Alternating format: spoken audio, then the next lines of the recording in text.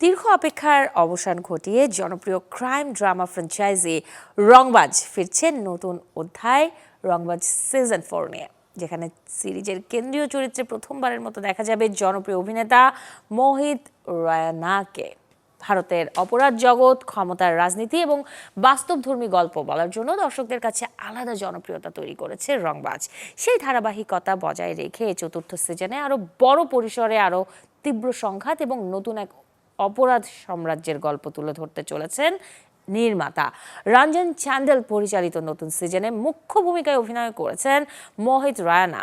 তিনি জানান, রংবাজের মতো সফল একটি ফ্র্যাঞ্চাইজির অংশ হতে পেরে তিনি ভীষণ উচ্ছ্বসিত। তার ভাষায়, এবারের গল্পে অপরাধ আরো ভয়ঙ্কর, ঝুঁকি আরো বড়, আর একজন সাধারণ তরুণ কিভাবে ক্ষমতা ও ভয়ের প্রতীকে পরিণত হয় সেই রূপান্তরের গল্পই হবে এই সিজনের মূল আকর্ষণ। তবে সিরিজটির নির্দিষ্ট মুক্তির তারিখ এখনো আনুষ্ঠানিকভাবে ঘোষণা করা হয়নি।